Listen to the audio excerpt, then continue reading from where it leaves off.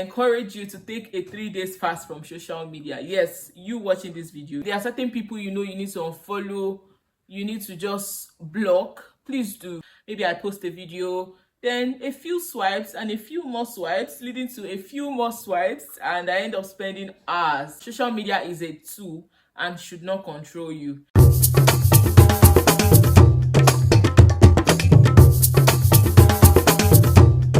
Hey guys, you're welcome back to my channel. If it's your first time here, thank you for coming. If you're a returning subscriber, one kiss for you.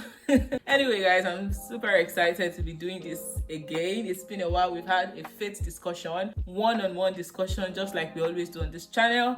And from the title of this video, you already know what we are talking about. Yes, we are talking about social media, we are talking about spirituality, and we are talking about finding balance between the two. So grab your popcorns, grab anything that will make you comfortable. Like me, I'm holding my throw pillow, so grab anything that will make you comfortable and let's have a discussion. As one who is into social media, who is a content creator, who is, constantly online. Let me not say constantly online, I rephrase that, but majorly, who does majority of our work on social media. I'd say it has not been easy. It has quite been hard balancing the both, and there are certain things that surround social media and spirituality, building your faith as a young believer or a believer that you are, and those are the things we'll be talking about in this video. The first thing to note is that social media can be a blessing and also a distraction. So for instance, you are called into the media space, or maybe not, but in some way the media features into what God has assigned you to do, and then you know that through social media you can push the gospel forward, you can share your tips and all of those good stuff basically. So it can be a blessing such that you get to reach thousands and millions of people in your room just by sitting, and just like how I'm recording this video now. So it can be a blessing because you do not have to even leave the comfort of your home to reach millions of people.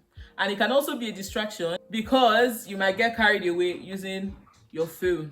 Because I know majority of my work is on social media, I might start to scroll endlessly. When I enter TikTok, maybe I post a video, then a few swipes and a few more swipes leading to a few more swipes, and I end up spending hours.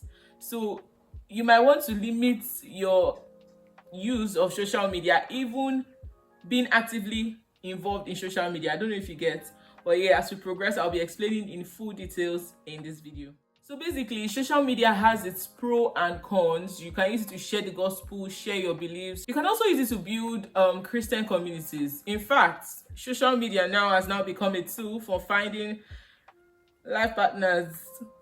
Of course, we have a few examples. There are a few examples I'm not going to mention, but celebs actually.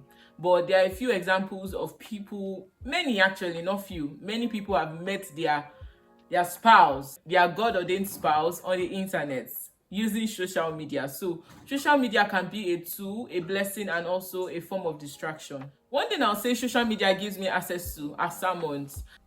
As a person that does not like to actively sit and just pick up things and just listen to without, those things keep me going. I'm not saying because you get sermons online does not mean you should not sit and read your own Bible, but for someone who is always on the go, you might want to use social media to your advantage. The kind of things you watch, those are the things the algorithm brings to your feed. Social media is vast, and you can as well be in the social media space and not be there. I'll explain.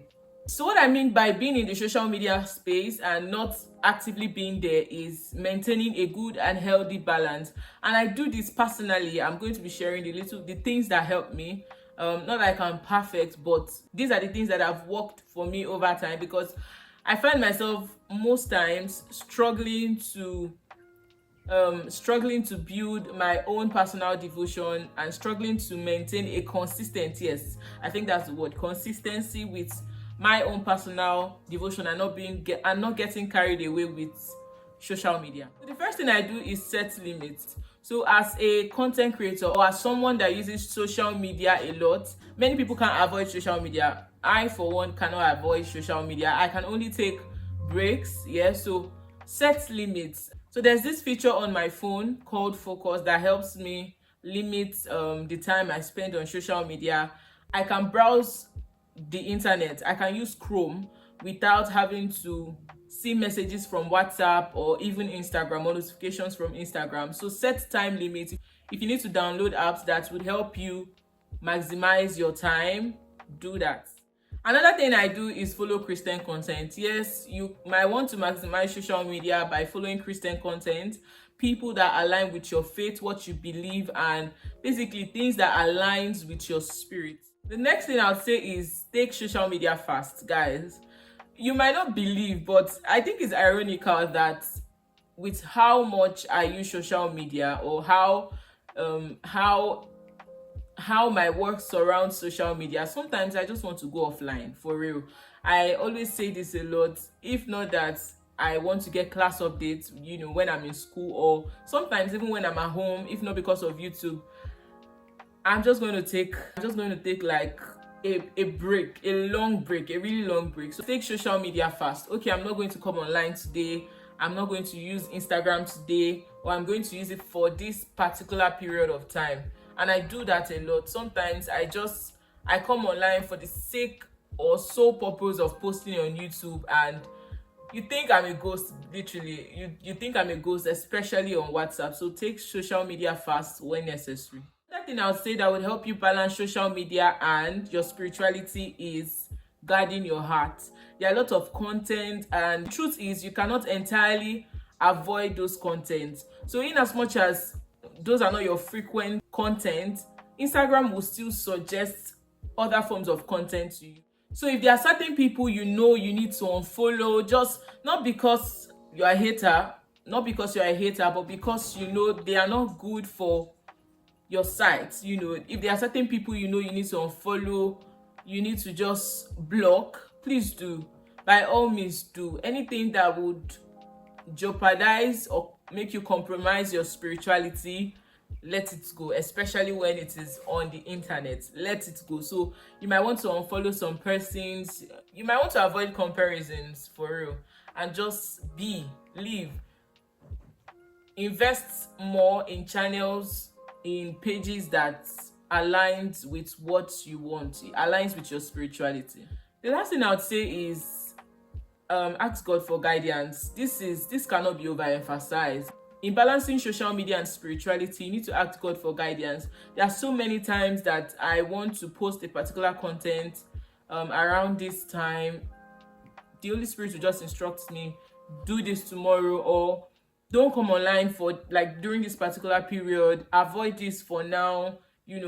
There was a certain time that there are times, actually, not a certain time. There are times where I avoid posting on my Insta story. In as much as I post a lot on my Insta story, there are many times that I avoid posting on my Insta story. And that's just because maybe God has instructed me to do that at that particular time. So follow God's guidance and always seek His direction. So today, in this video, I encourage you to take a 3 days fast from social media. Yes, you watching this video, I encourage you to take a social media fast. And during these 3 days, you don't necessarily have to fast from food.